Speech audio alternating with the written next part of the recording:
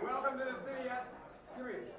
City Annual Update for 2022, The View Ahead. I'm Peter Katz, CEO of the Mountain View Chamber of Commerce, and your host for the morning. Thanks, Mom. I have to say, after 2.5 years of not standing up in front of a microphone, this is kind of a new experience. I was telling my wife this morning, first time I put on a tie in a year. It's just so wonderful to see everybody. And I'm going to rely on notes because, again, I'm so rusty, so please bear with me.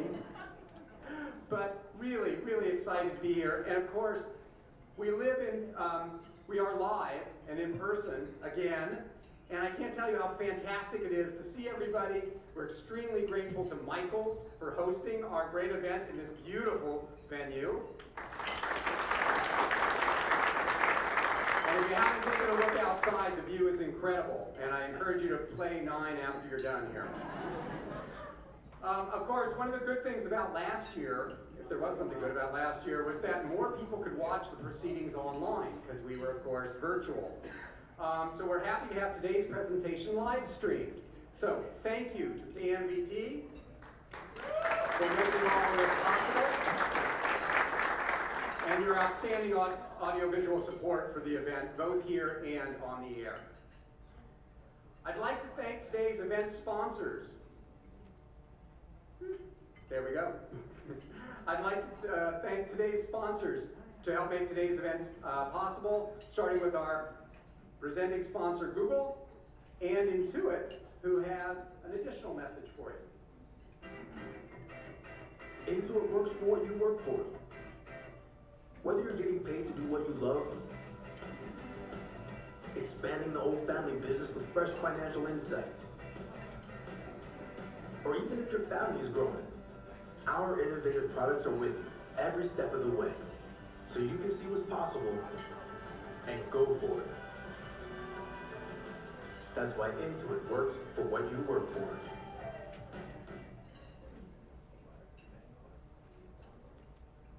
We also want to thank, we're also grateful to our signature sponsors for their generous support: Young Craig & Company, Miramar Capital, and the following signature sponsors who will share some special messages in an upcoming video: El Camino Health, LinkedIn, Aurora, Lend-Lease, Neuro, and Lucille Packard Children's Hospital at Stanford. And thanks to our partner sponsors, Synopsys and the Village at San Antonio. Now, let's roll the video.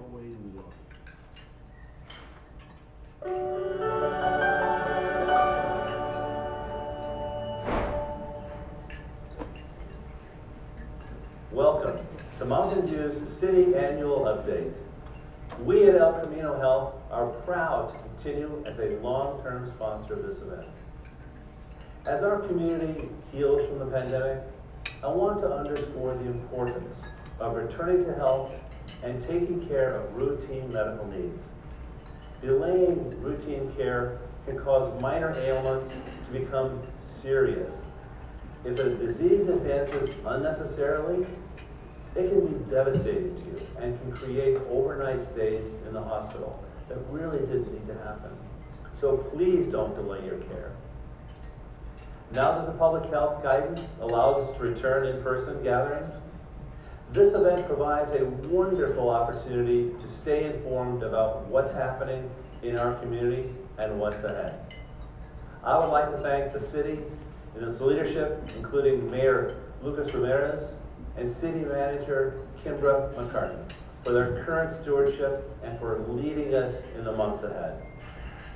As your local healthcare provider, we are here to support you as well, each and every day.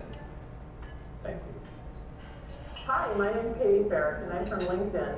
We're really proud to support this year's Mountain View City Annual Update, and we welcome you all here. We're also proud Mountain View Chamber members, and we encourage all of you to get more involved in this fantastic community we call health.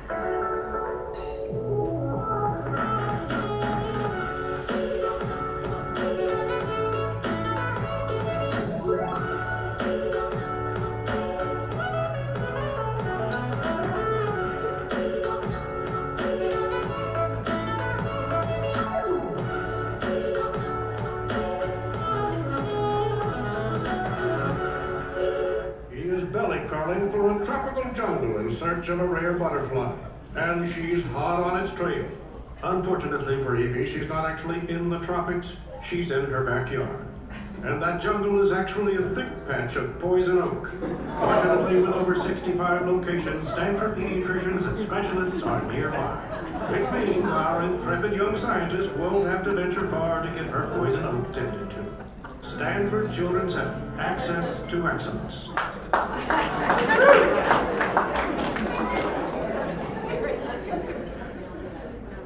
Again, I want to thank our sponsors, and I also just want to note that I really love watching these videos because it reminds us of how many cool things our businesses are doing right here in Mountain View, and a lot that has happened in the last year, even in the midst of rather challenging circumstances. So, I have to say that it is not only amazing to see this room filled with people, but also so refreshing not to have to go like this all the time. And today's event is more than a city update. It's really a city gathering. Someone said to me, it's kind of like a high school reunion kind of thing. And I said, well, I hope I look better than I did in high school. But it really is feeling that way, of just being able to say hi and greet people who we really haven't seen in person for so long. So thank you again for coming and welcome. I'm also thrilled to and honored to have our elected officials represented in the audience. Supervisor Joe Simidian.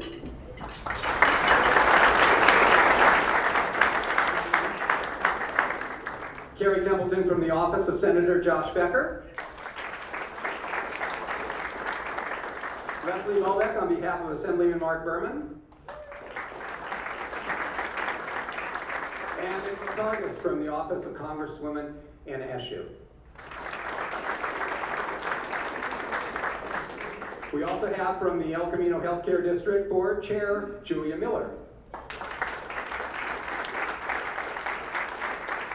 And Secretary and Treasurer Dr. Carol Summersell.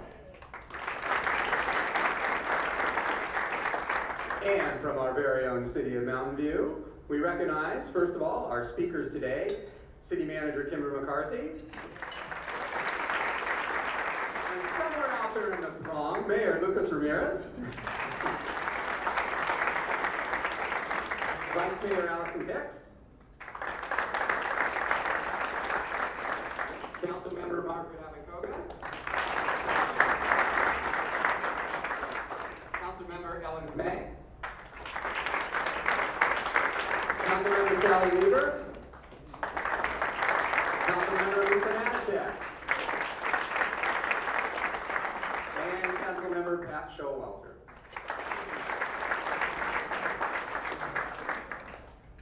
From the police department, we'd like to welcome Captain Mike Canfield and Lieutenant Rodney McGee. And from our fire department, Chief Juan Diaz. Thank you all for your service. The Chamber of Commerce Board of Directors are scattered around the room. Can I ask you to please stand and wave?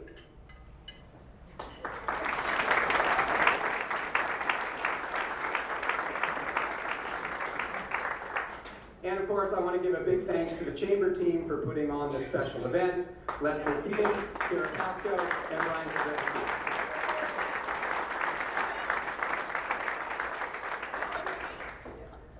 And now, for the formal part of our program. Last year, we held the update virtually with the theme of Hope in View. While this has been yet another crazy year, thanks to all of you, our businesses, our nonprofits, our schools, our services, our residents, and our city leadership, Mountain View has made significant strides to turn hope into reality.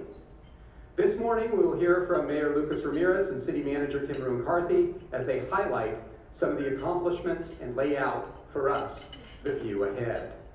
We'll follow their presentations with a short Q&A. So now, it's my pleasure to welcome our Mayor, Lucas Ramirez, to the stage.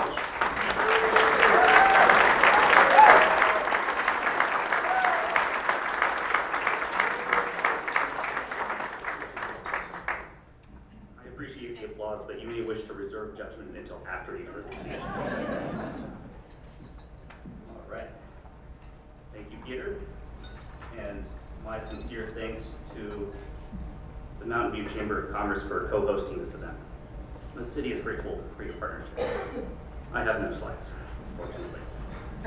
Before I begin, I would like to recognize my colleagues on the City Council who have been introduced. Your leadership over the past 2 years has been essential in guiding our community to recovery and prosperity.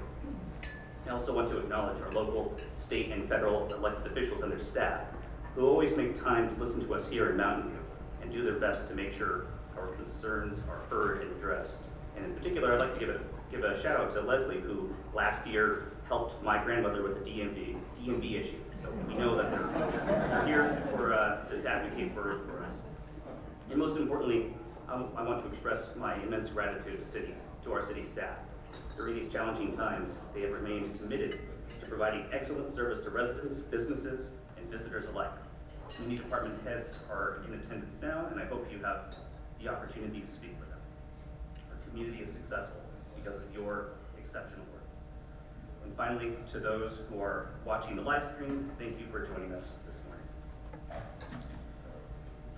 You've already spoiled the punchline, Peter, but I'm going to tell the joke anyway. In the year 1992, a contentious presidential election divided our nation. Unusually for the modern era, there were 3 serious contenders: George H.W. Bush, the incumbent, Bill Clinton, governor of the state of Arkansas, and eccentric billionaire Ross Perot. For the first time in history, 3 candidates shared the stage in a televised presidential debate. And for the first time in history, 3 candidates shared the stage in a televised vice presidential debate. When it came to be his turn, Vice Admiral James Stockdale, Perot's running mate, introduced himself. And here, now in your good company, I echo his immortal words. Who am I? Why am I here?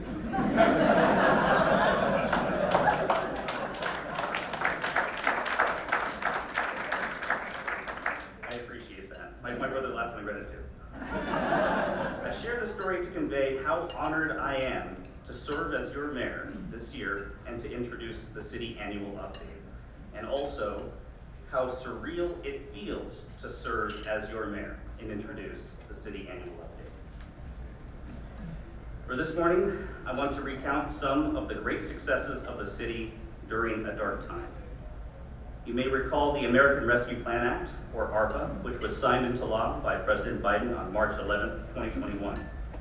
ARPA provided, for the first time in history, direct financial assistance from the federal government to every municipality in the country. These desperately needed federal funds are intended to help the United States recover from the economic and health impacts of the COVID-19 pandemic.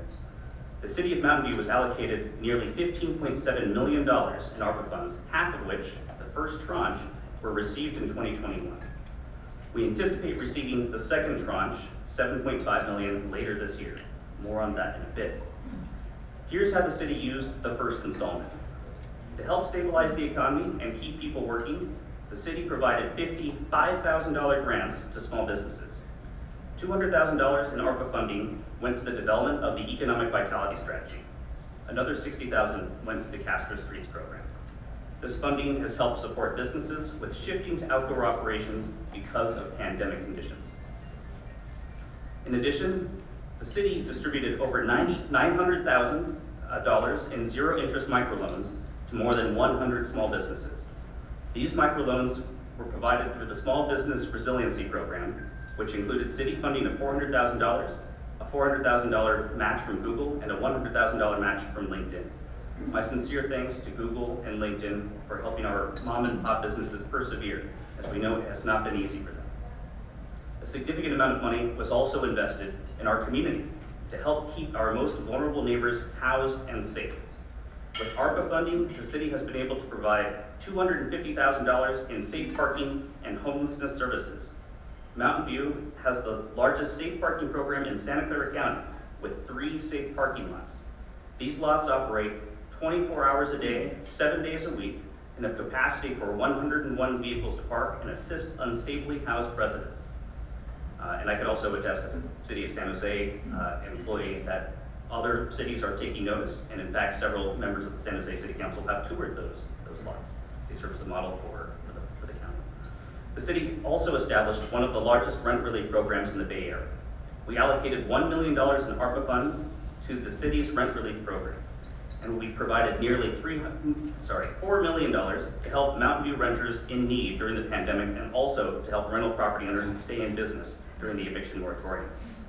Recognizing the devastating economic impact the pandemic has had on many vulnerable residents, the city, for the first time in its history, has funded direct financial assistance programs. The city allocated $1 million in federal ARPA funds to CSA to provide immediate financial assistance to extremely low-income families in Mountain View. These are flexible, one-time funds that families can use to pay medical costs, credit card debt, and other essential expenses. The city contributed $1 million to the Solidarity Fund in partnership with the Los Altos Mountain View Community Foundation, also to stabilize extremely low-income residents in our community. Finally, we have reserved $1 million to launch a guaranteed basic income pilot program called Elevate Mountain View later this year. This pilot program will aid extremely low-income Mountain View families and caregivers with at least one child. You'll hear more about Elevate MV from our city manager, Kimber McCarthy, momentarily. We also set aside $750,000 to help residents and small businesses affected by COVID pay past due utility bills. Now, in anticipation of the second tranche of ARPA funds, we're seeking community input on how best to use some of this funding to support small businesses, invest in workforce development, alleviate poverty, and maximize opportunities for upward economic mobility. Our city is blessed with the creation of thousands of jobs in tech, in construction, in environmental sustainability, in healthcare, and in other industries. But many of these high-skilled jobs are not accessible to many of our residents. I believe this is a concern worthy of our attention. And so, although we've worked hard to stabilize our economy and our community, there is much more work to be done. Our community is resilient, innovative, and caring. We must not forget how we stepped up during the depths of the pandemic, from donating masks to helping with food distributions, to adapting to outdoor operations to support the most vulnerable among us. I am proud to be a small part of this amazing community. Thank you for the work you are doing and for the opportunity to address you. I now have the pleasure to introduce our city manager, Kimber McCarthy, who honestly deserves a standing ovation for her incredible leadership during an unprecedented state of emergency.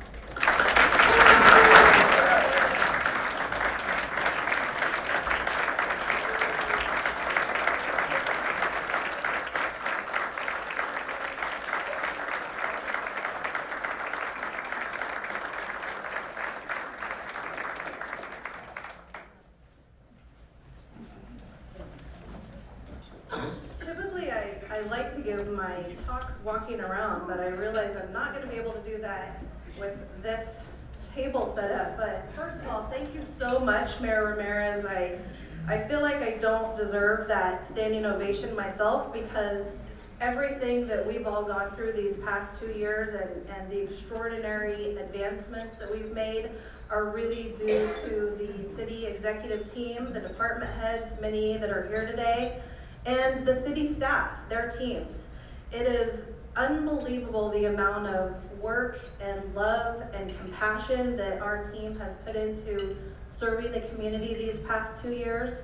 And some of that we'll be able to highlight today, but I have to start off by saying that it is totally surreal to actually be here in person for the first time. I think I've said probably 50 times this morning, it's great to see you in person. It's just been I think a strange virtual environment that we've been in the last 2 years. And I haven't had the chance to actually meet all of you in person and talk to you. So you may recall I started in March of 2020. So I was blessed with kind of knowing what I was coming into in February. In the last couple weeks of February 2020, I was starting to read up on crisis management and those books. And I told someone after like the second or third week, I burned those books because there's nothing in those books that could have prepared us for what we had to go through with COVID. So I think that just being here today, I think it's been 3 years since we've been in person for the annual update. The last one was in 2019. So it is my honor to be here with you after a long 2 years to stand here in front of you, talk about the accomplishments in the city, and talk about what we see going forward. So I want to first start with thanking the council members and also thanking the executive team. As I mentioned earlier, none of this stuff that we're talking about would be possible without the council's leadership and also without the hard work and dedication and creativity of the department head team. A couple folks were mentioned, but I'd also like to point out that we're joined by our Human Resources Director, Sue Rush, our Public Works Director, Don Cameron, our Finance and Administrative Services Director, Jesse Takahashi, Assistant City Manager and Community Development Director, Arti Shrivastava, Assistant City Manager and COO, Audrey Ramberg, and I think that's everyone on the executive team.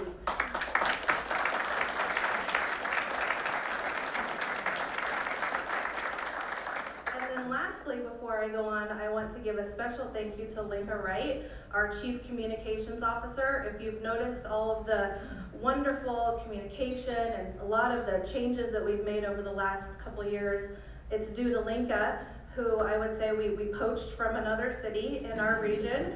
And thank you so much, Linka, for everything you've done and for helping prepare this event today.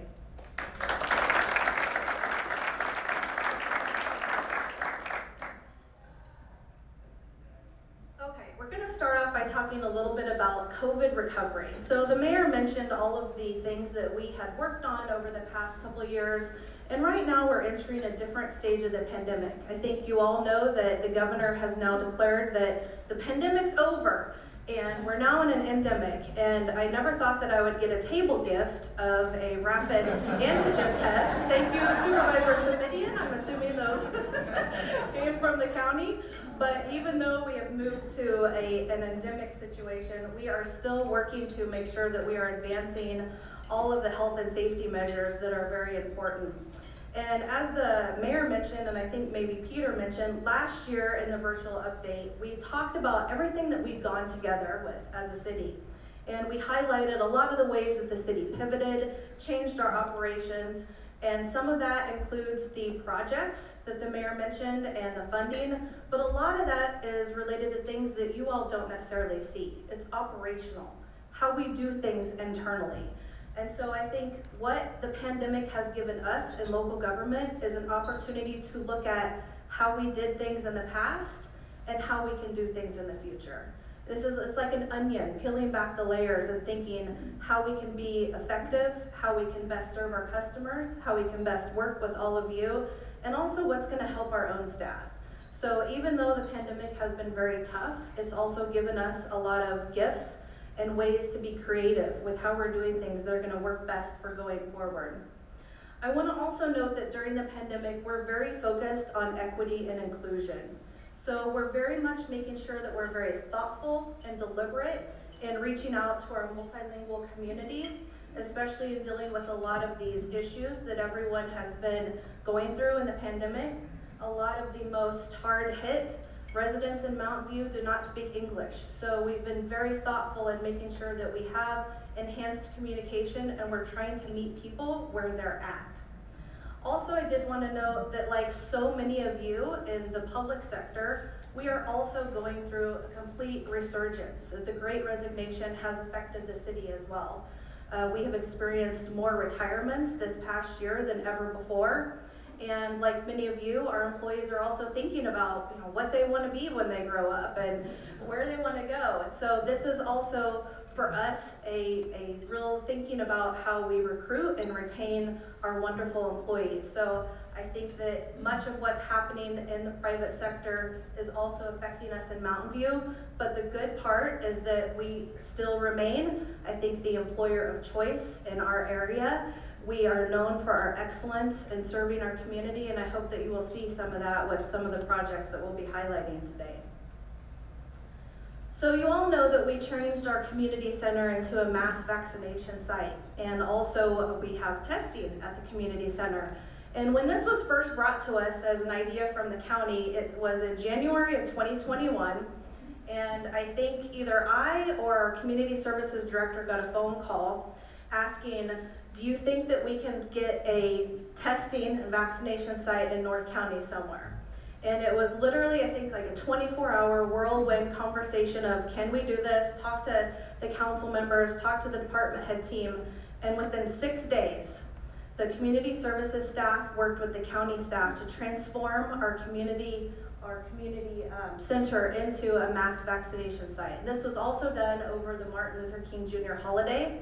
So staff came in over the holidays. This involved staff from so many departments. It wasn't just community services, it was fire, it was police, it was building, it was finance, it was our city attorney's office working on contracts. Facilities had to change the configuration of the community center to get the actual vaccines there. So it was an extraordinary amount of work that has resulted in over 132,000 vaccinations given to people in North County.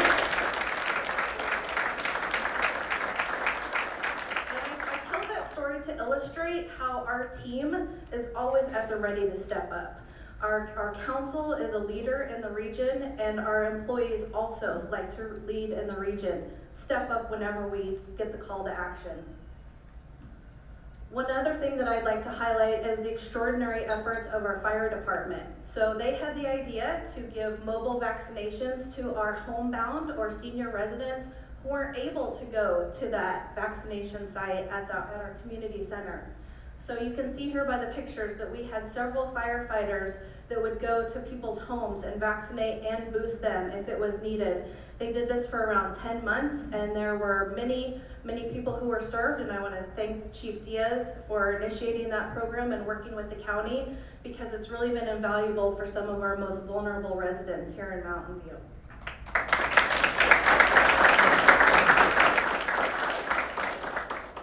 As the mayor mentioned, we also created the small business grant program during this time. We issued over 97 small business grants totaling almost $500,000.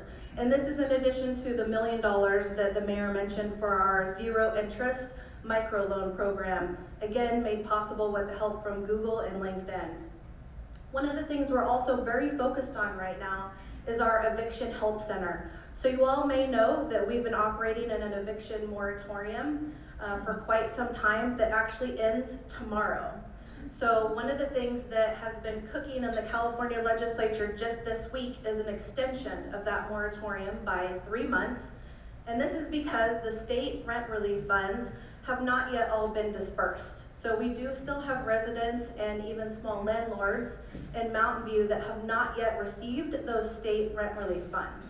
So we have this Eviction Help Center staffed by city staff who are available to help people apply for those relief funds, upload documents, provide translation services they need. And this operates out of our library a couple days a week, and we're very proud that we're able to provide this service to our community.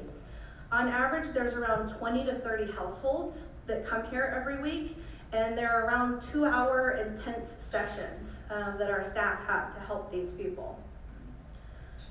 Now I want to turn to the strategic roadmap, and this is kind of a different way of thinking about the City Council's priorities and how our plan is laid out over the next couple of years. This was a major effort that occurred over fiscal year 2021, and it took about 6 months to develop the vision, strategic plan, and strategic projects. So the vision that you see up here really guides all of the day-to-day services. We are guided by this vision when we carry out our projects and our priorities, and the vision is to be a welcoming, vibrant city that plans intentionally and leads regionally to create livable, sustainable neighborhoods, access to nature and open spaces, and a strong, innovation-driven local economy.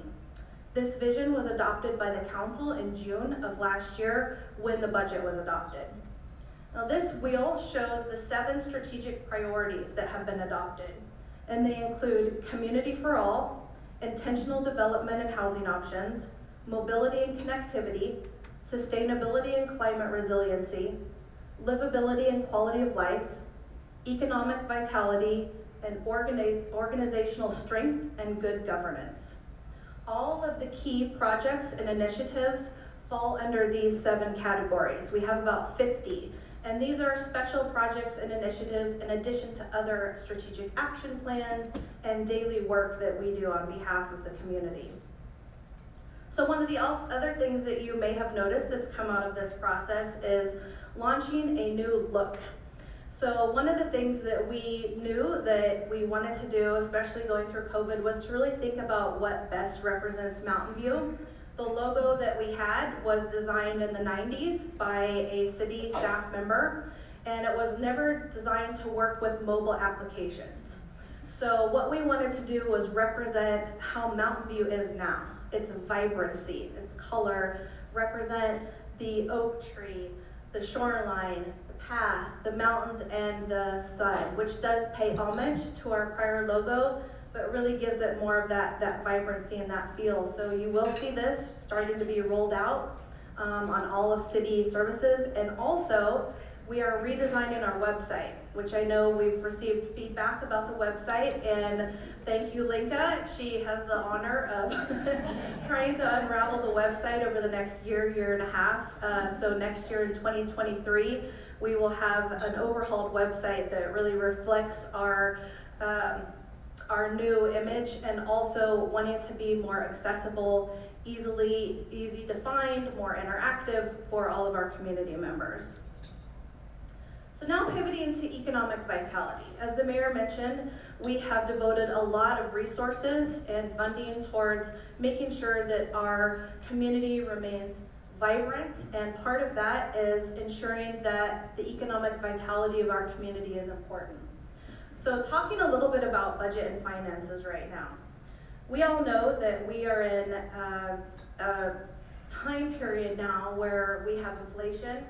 There's still a lot of uncertainty over what's happening with the war in Ukraine. We all know that gas prices are rising, but even though that is happening on a national level and even somewhat here locally, our economy locally is very strong, and our budget is stable. I will be able to recommend a fiscally sound budget that is structurally balanced to council this June, and we anticipate that the next several years beyond that will also be very positive for the city. And this is really because we have a very diverse revenue base in Mountain View. We are different than a lot of cities in that we don't necessarily solely rely on sales and property tax primarily as our revenue drivers. We also have rents and leases, and so the city is essentially a landlord. And these decisions were made many, many decades ago by wise council members and city managers back in the day, but has really put us in the position that we are right now. So I'm very happy to report that. So like all of you, I mentioned that the Great Recession is also impacting our budget in the sense that we have less staff, more vacancies. So one of the things that I'll also be recommending as part of the budget is increased staff to help with a lot of these priority projects that we'll be talking about today, and also just helping us get through these expansive programs and priorities that we're working on.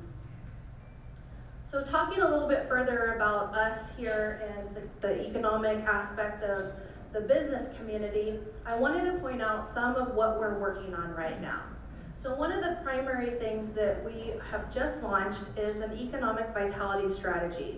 We just finished the request for proposal to hire a consultant to really help us think through what such strategy might look like.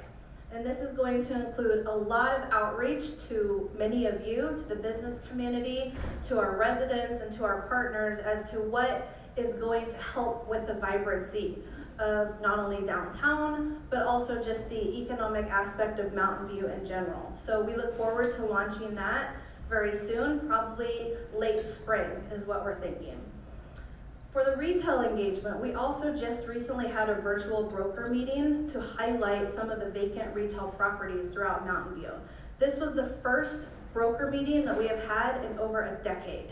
So we are committed to helping our small businesses and really trying to see how we can expand downtown and other areas of the city and make sure that people are attracted to come to Mountain View and also stay in Mountain View. In terms of downtown, many of you may have realized or seen lately that we are cleaning several of the blocks of Castro Street, and that's because, as you all know, we closed Castro Street at the beginning of the pandemic, and the area hadn't been cleaned since we closed it. So we're really making sure that we're pressure washing the street, cleaning the sidewalks, repairing signs, trimming trees, fixing lights, just to make sure that this is a wonderful area, because we do intend on keeping it closed through January 23, to then be followed by eventually creating this Castro Street into a pedestrian mall. So, yeah. So in June of 2020, as I mentioned, we did close the 100 to 400 blocks of Castro Street, and it's been very popular with our residents, with visitors, and with the businesses. And so last fall, we also heard the results, council heard the results of a pedestrian mall feasibility study. And this was actually started before COVID, but I think COVID has really amplified the need to do something different and the desire on the part of our community and businesses to do something different.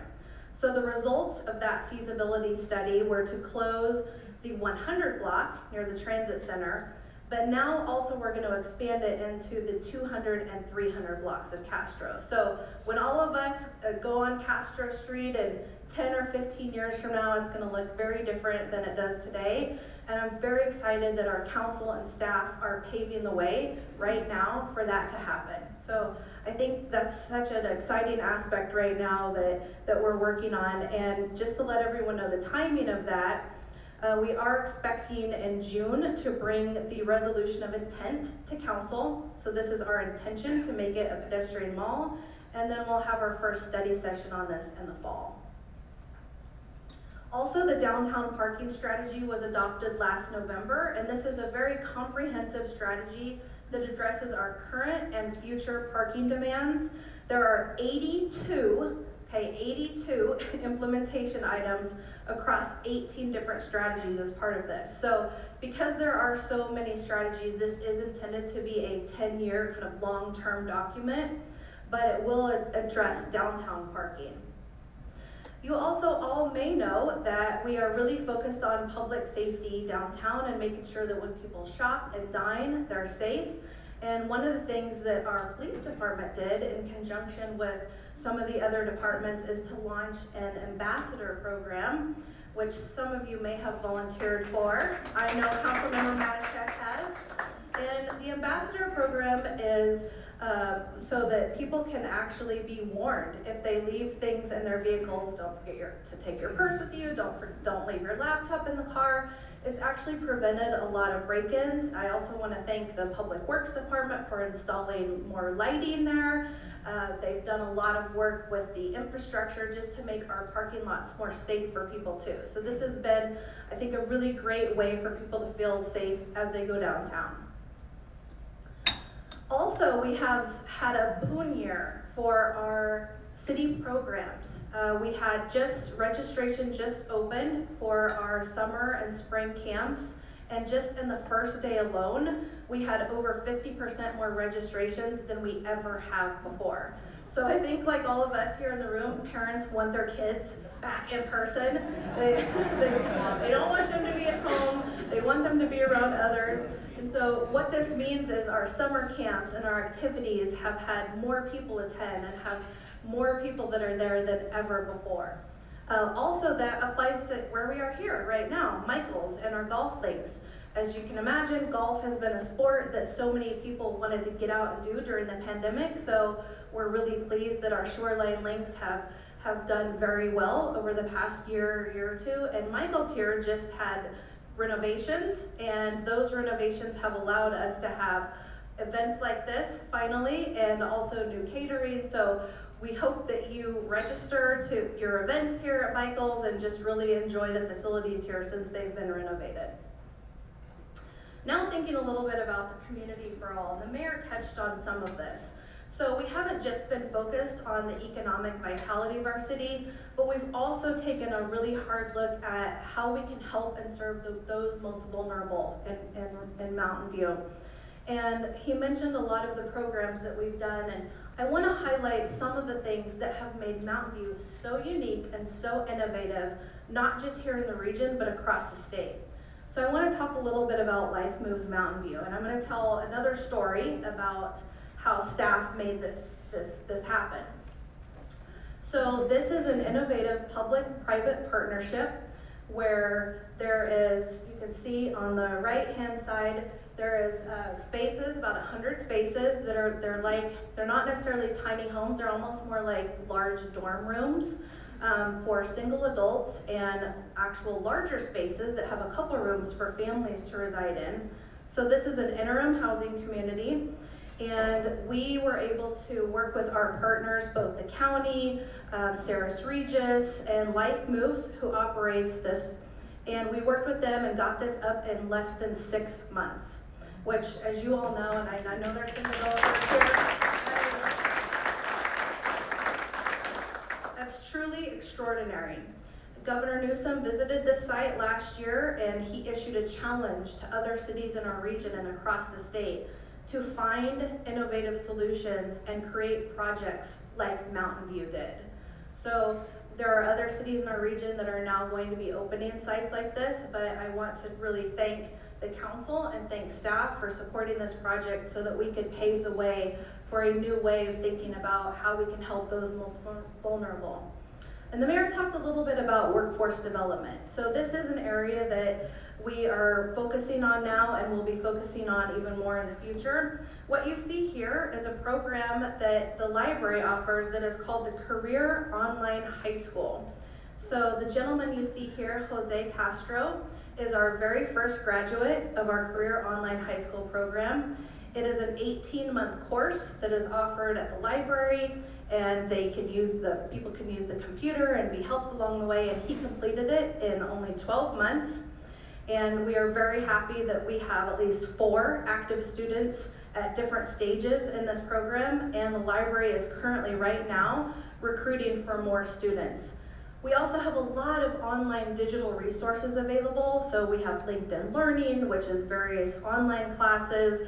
We have other literacy assessment programs. And this is an area that, as the mayor said, we're really going to be working on expanding over the next couple of years. Elevate MV, the Guaranteed Basic Income Pilot Program. So as the mayor mentioned, this was funded with $1 million in seed money from our ARPA funds. And the program is going to give folks who are extremely low income, who have at least 1 child, $500 a month.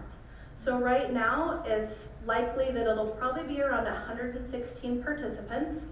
They will be randomly selected, so the application process will open up. We are working with CSA on this program, and once the applicants are selected, then they will receive a $500 amount cash payment, no strings attached, every month. There's also a very specific research component to this, where we've partnered with the University of Pennsylvania and the Jane Research Institute to really learn about the outcomes of this and how this helped our economy in Mountain View, how it helped keep people out of poverty, and how it helped people also prevent from going into homelessness. So we're very excited that we'll be able to launch this program likely this summer.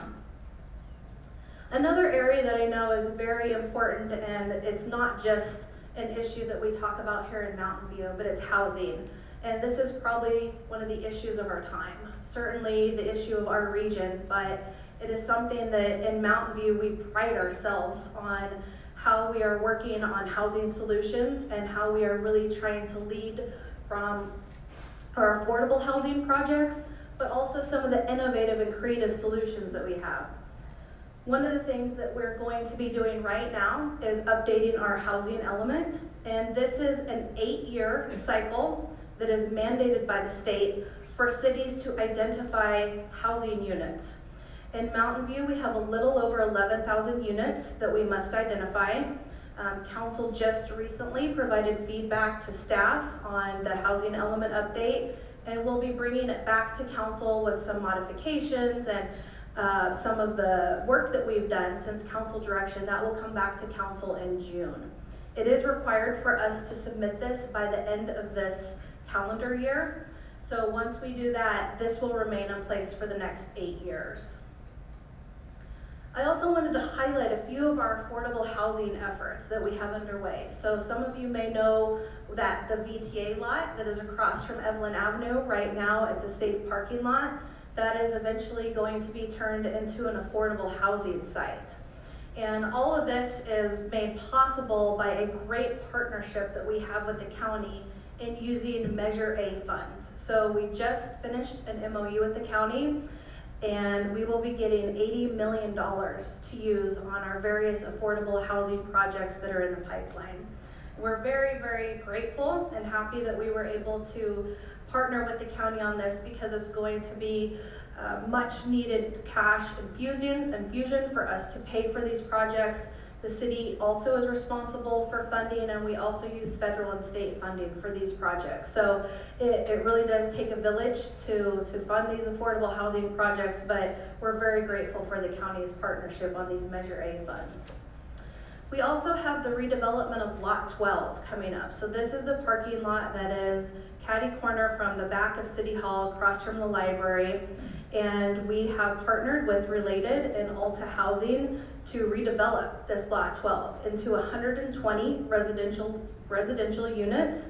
And all of these will be deed restricted to households earning 80% of the area median income. So we're very excited to start moving forward on this.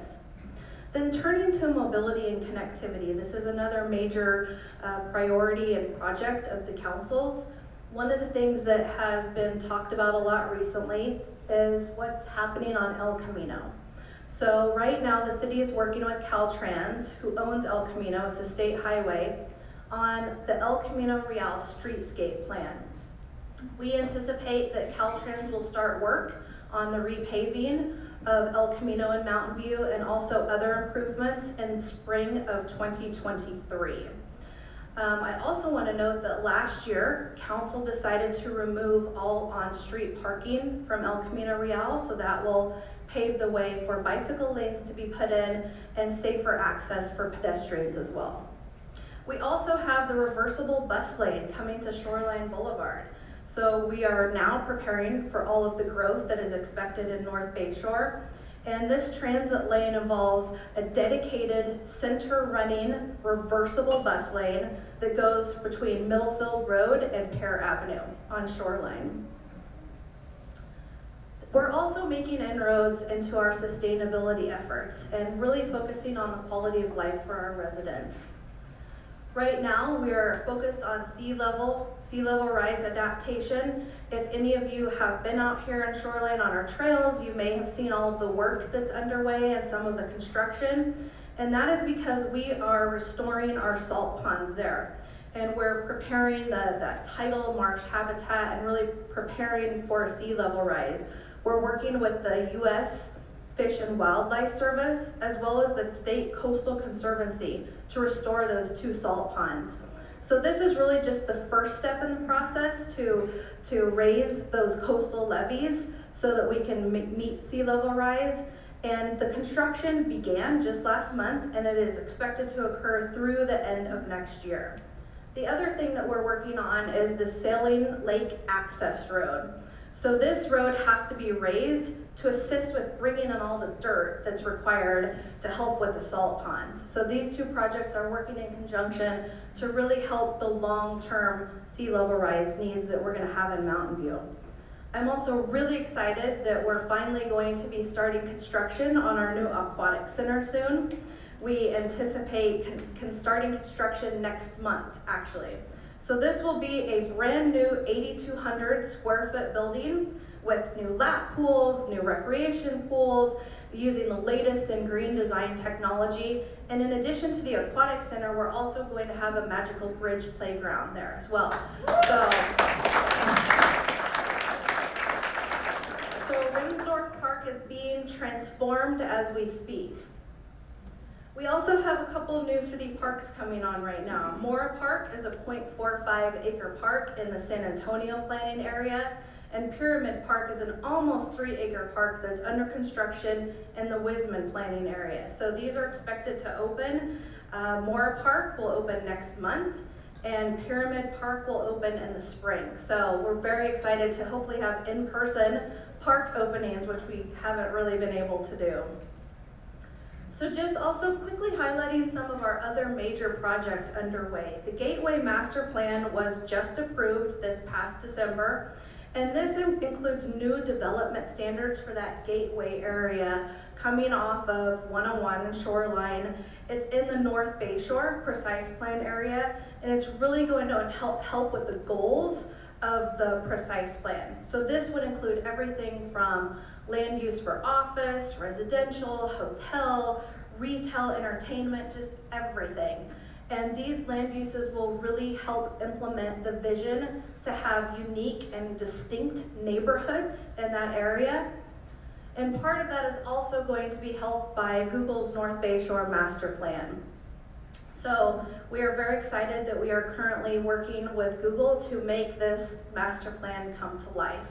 This has been many years in the making, and September 21 was when Google submitted an application to the city. This will include up to 7,000 residential units in North Bayshore, almost 31 acres of public parks and open space, and 3 million square feet of office, in addition to many other extraordinary things that we're very much looking forward to. We also have the Middlefield Park project that we're working on with Google. And I should also note that we're working with Lend-Lease on the North Bayshore Master Plan on the residential piece of it. The Middlefield Park plan, that's around 1,900 residential units and about 1.3 million square feet of office. So these two parks will really help transform the economic vitality in Mountain View, and we're working, I think, daily, weekly on these projects, so we're very excited to be pushing these forward. We also are working on a new public safety building. So the one that we've had has been around for many, many years, and it has some seismic retrofit issues in addition to some other infrastructure challenges. And so right now we have decided that the new building will be built on the same site, and we took this to council last year. And right now we're trying to determine the funding strategy for this. So as you all know, prices have increased on the cost of construction. So, you know, even at the city, we're definitely feeling that. We had originally anticipated that this might cost $130 million, but now it's upwards of $150 million, and I think climbing. So we are actively working on the next steps and figuring out the timing of being able to start this and bringing it forward. I also want to mention the LinkedIn campus redevelopment. It was also a major project where they developed almost 30 acres in a new corporate campus on Middlefield and Maud for its headquarters. And this includes 3 new 6-story office buildings, 2 new 6-level parking garages, and also removing all of the surface parking lots. They're also very focused on removing their carbon footprint through their construction and how they're using their cement in their project. So then lastly, just wanting to make sure that we are talking about how we are connecting with the community. As I mentioned earlier, one of our major priorities right now is making sure that we are going to people where they are, and it's been a little bit difficult, candidly, the past couple of years because so much has been virtual. But I think now that we can be in person and we're really thinking about all the different things that we can do instead of just hearing from people in city council meetings or in an evening meeting that only a few people might be able to attend. And one of the things that we are excited about is that we've finally been able to return to these citywide events where we're seeing more people and we can talk to more people and we can have booths there and actually talk to residents that may not show up to council meetings, or they may not be there in the evening, but maybe they'll be there on the weekend. So we're very excited that we were able to host our Monster Bash this past year, which attracted over 3,000 people. It was kind of the first time that we had something in person, and I think we were all floored that so many people showed up. Our holiday tree lighting also had the most people that we've ever had at it. So I think you're sensing a theme here that every time we do something, especially a lot of our recreation events, we've had the most people there that we've ever had. So clearly we are wanting to be around each other. We are wanting to have this sense of community, and I'm really happy that our rec department and staff can make these great events happen. So just kind of a plug for some of the things that are coming up this summer. We're going to host several concerts on the plaza in our series there. We also have our summer outdoor movie nights that will be starting, and we'll have the 7th annual technology showcase in July, which we co-host with the Chamber, and also, Peter, the 50th anniversary of the Art and Wine Festival in September that I think we're all looking forward to attending. So lastly, I just want to mention some of the ways that you can stay engaged and informed about what's going on. And the easiest way is to receive the City Hall Connection. If you don't already, I encourage you to text City Hall News to the number 22828, and you will get the City Hall Connection every couple weeks. And that concludes my remarks, but I just want to end by saying that I want to thank all of the partners and all of the collaboration that we've had with so many of you over these last couple of years. We couldn't do what we've done without all of you. There's so many programs and initiatives that we've done that weren't just city related. They involved help from many of you. So I think what we have here in Mountain View, what I've really found over my past 2 years here is just this great sense of pride and respect and compassion and love for this community, and in working together, even if we don't agree all the time. It's working through these things and getting to a place that is really going to be the best place for our community and our residents. So I am proud and honored to be the city manager in Mountain View.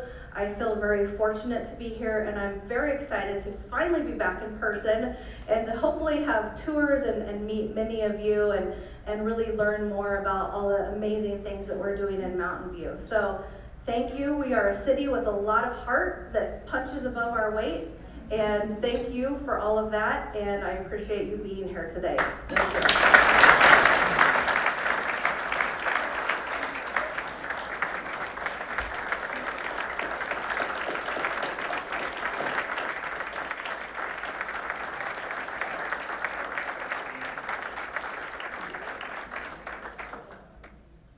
Wow, that was amazing. Thank you, City Manager. As Kimber was saying, I too am struck by the way this community comes together, and that we really are an ecosystem, that one part of the city cannot succeed if other parts of the city don't succeed. If City Council doesn't work with the Chamber of Commerce, doesn't work with business, doesn't work with nonprofits and so on, we all come together to make this city just the most exciting, innovative place to live, work, and play. So I want to thank everybody who's had a hand in that, in making that happen.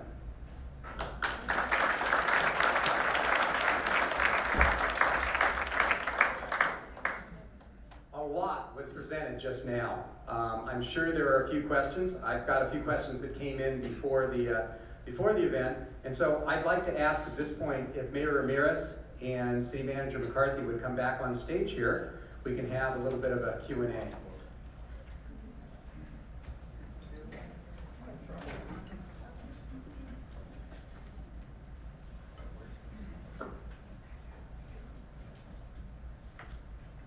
stand here, you'll get the, all right, this in your eye.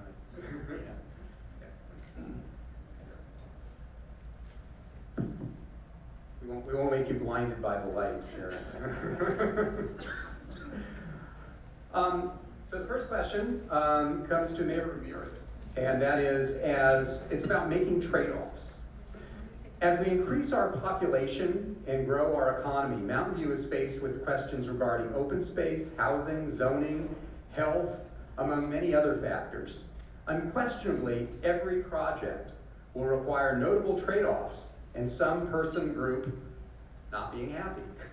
If there's one thing that's amazing about Mountain View is we're all very vocal. How will Mountain View make these hard calls? Thanks for the softball. So I think part of my response will lie in the fact that we have a team, 7 members of the city council who come from different backgrounds and different experiences, are in touch with different constituencies, and we do the best we can to balance the merits of a given project, with some of the challenges. And I think it really is a testament to both the staff who do the best that they can when advancing a project to the council for deliberation, and trying your best, I think, to come up with whatever trade-offs seem realistic and feasible. They're consistent with our code, they adhere to our regulations, and they're also responsive to the community input that we've heard. I think in particular, what we've been hearing from the community is a special appreciation for tree canopy, open space, the need for parks, and a way we can make this work is by reducing the physical envelope of the building, increasing height so it doesn't have to be as wide. But that creates a new trade-off. Right now we have to contend with the pressure that the community feels from taller buildings. There are no easy answers. We do the best we can to listen to the community and take what the best ideas we hear, incorporate them, make sure that they remain consistent with our code, and produce the best projects that we possibly can, given those constraints. Thank you. That'll be the next question. Thank you. So the next question goes to City Manager McCarthy. And in 2020, a consulting group was hired to review the City of Mountain View's development review process. And so just as Mayor Ramirez was saying, looking at our processes and how can we make them more responsive, how can we make them come to fruition in a faster fashion. In November 2021, their findings were presented to the city. Could you please explain the key findings? Oh, I lost you. As I said, technical difficulties. In 2021, their findings were presented to the city. Could you please explain the key findings of the study and what specific actions are being put into place as a result? Sure, thank you, Peter. So I know that several of you in the room have wondered about how things have changed with our development review process with COVID. And I mentioned kind of thinking of this as an onion, kind of peeling back the layers and seeing what worked before, but maybe what needs to be improved in the future. So we engaged and initiated this development review process to really see what is going to help us, help our staff, also help developers, and help people who may come in and apply for permits, really to help everyone who works with our planning, permitting, building department and division. So one of the things that the study did was really look at things that involve our processes and how we can improve those processes. Also looking at our systems. So what systems do we have in place and what might we need to do better in the future? And also looking at people. So the capacity, how many people do we have and what really do we need going forward? So those kind of 3 categories, people, processes, and systems. And they came up with around 53 recommendations. So what we're working on now in conjunction with our Assistant City Manager and Community Development Director, R.T. Shrivastava, we are putting these in place in phases of short-term, medium-term, and long-term. So some of the short-term improvements that we've made have been creating an innovation team and a team that is working specifically on projects that are coming in, any concerns or issues that are coming in from folks. We're also creating what we're calling a permit navigator point person for each of the various divisions. So that would include someone in planning, someone in engineering, someone in building, so that when we have issues that arise, we have this kind of crack team in place who can address those issues. One of the other things that we've also uncovered is that we have a lot of systems and processes in place that just aren't going to work for us going forward. They may not be as efficient, they may not be as fast as what is needed now going in the future. So right now we're working on an online permit system, and we're also going to be doing a complete land development system, which this is a major, many year undertaking, at least the land development system. But the online permitting system hopefully should be in place next year, are we thinking?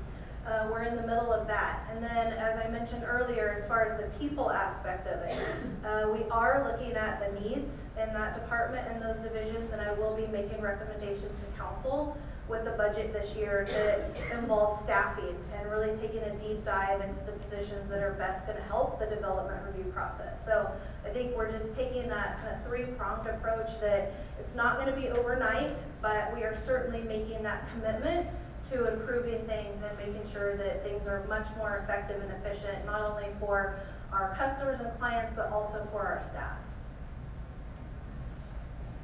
Thank you very much. I'm actually going to hand this back to you in just a second.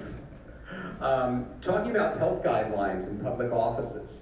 So first of all, kudos to Mountain View for having one of the highest vaccination rates in the state.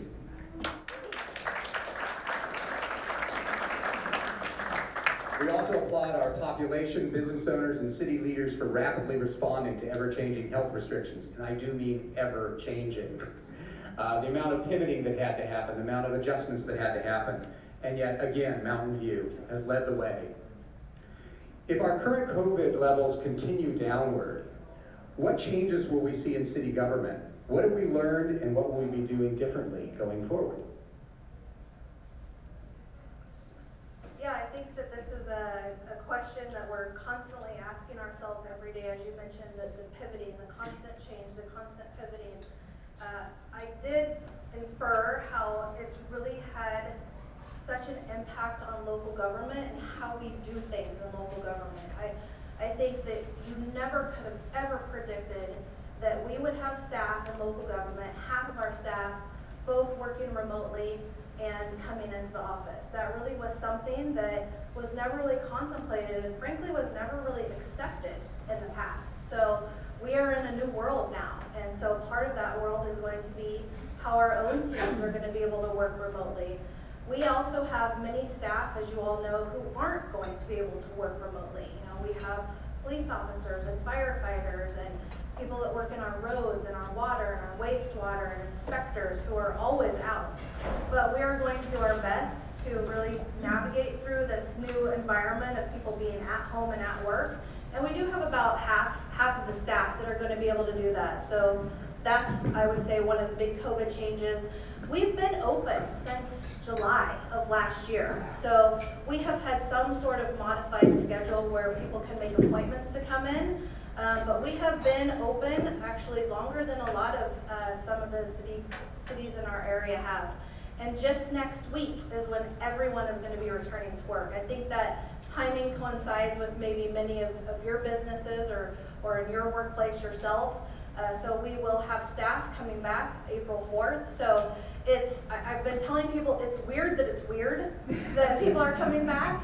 You know, a lot of the places have had a lot less staff there, but I think like what we're seeing today, we're really looking forward to actually being around each other and being able to collaborate and work together in person. If you do come to City Hall or city events like this, we do not require masks. It is encouraged.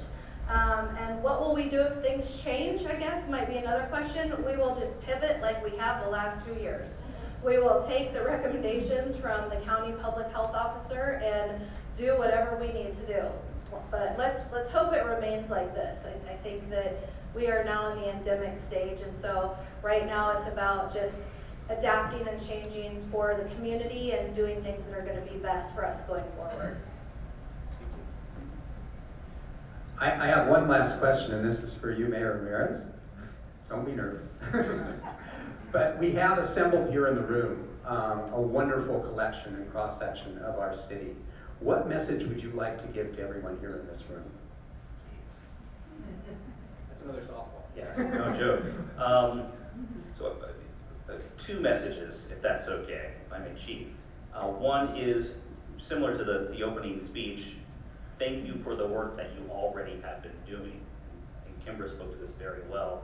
This is, the response to the pandemic has not been perfect, but we had no choice but to evolve as we learned what the true impact was going to be. I think early on, many of us had hoped that we would lock down for a couple of weeks, a couple of months, and then transition to something close to pre-pandemic normal. And that has proven not to be the case. Our response has been successful because of the partnerships that have occurred, across, interjurisdictionally between the private sector and the nonprofit sector and public agencies. I think that's important to remember. It serves, I think, as a template, as a model for future crises. Remember the work that we've done over the past couple of years, because too often we forget collectively. The second message would be the work is not yet done.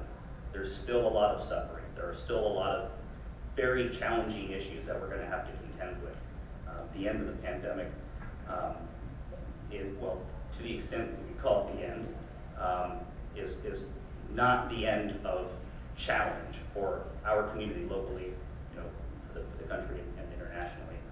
And I would love to have a longer conversation about this. I worry a lot about our post-truth society, for instance. How do you address that? I think the best way you can address it is to continue to work together, to, further develop the partnerships, the relationships that we've built over the past couple of years. Be kind and gentle, because there are still a lot of people who are hurting. Thank you very much.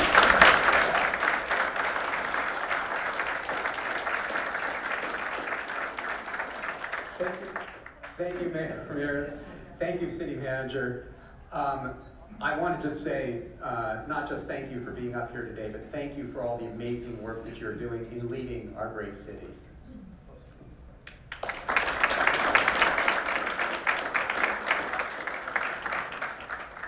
The Chamber of Commerce is honored to have hosted today's City Annual Update and to continue to support our local economy. But we do more than just events. The Chamber of Commerce,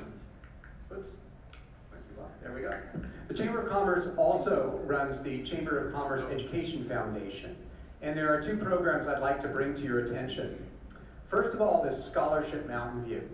For those of you who don't know, we give out upwards of $50,000 to underserved high school students to help them with their post-secondary wishes. And what's important about this is it's not just about going to college. It's about junior college. It's about trade schools. It's however they can develop their career and their life going forward. The second thing that's important about this program is that I think we all know that tuition is not the only cost in going to college. There are all sorts of other things that you need to consider, and especially if you come from a low-income environment. There's the cost of transportation, housing, food, essentials. And so the grants that we give to our students is at their discretion to use in any part of that educational process. We are currently raising money for the funds so that we can award 19 scholarships to our local students. So I invite you to check us out. Thank you. And be generous. Secondly, I'd like to see a show of hands here. How many of you are graduates of Leadership Mountain View? And which one of you is the best class ever? Leadership Mountain View, for those of you who don't know, is an amazing, amazing program where we meet on a monthly basis with local leaders. Supervisor Simidian has done an amazing talk every year to inspire and to inform our locals. And if you ever want to know how to get things done in Mountain View, Leadership Mountain View is the key. This year, we hired Brian Kaczynski to run the program amidst a pandemic. Every single class has had a host of things go wrong and then go right. What's really fascinating is that every class has had an outstanding rating, overwhelmingly, for the class, and yet Brian will tell me the day before, oh my God, this changed, this changed, this changed, this changed. Welcome to COVID. But again, I compliment Brian on what's been done, but I also encourage any of you who are considering Leadership Mountain View, please check it out. We are taking names for our upcoming class in September. And I also invite you to kind of see who else in the room has been through it and you know, been there a little bit. I think you'll be really, really impressed and amazed. Finally, we have a list of our different upcoming events here. I just want to bring attention to one in particular, the Celebration of Leaders and the Athena Awards. We are thrilled to be back in person for the Celebration of Leaders Award coming up in May. It's funny because Kimber was mentioning how she joined in March, and the first time we met was at the Celebration of Leaders, which was my first and only live event for the Chamber. So we're really, really excited to be back and hope that you will mark your calendars for that coming up. Again, I want to thank Mayor Ramirez, City Manager McCarthy, our sponsors, our city leaders, our community leaders, all of you for being today and helping us realize the view ahead. Have a great day.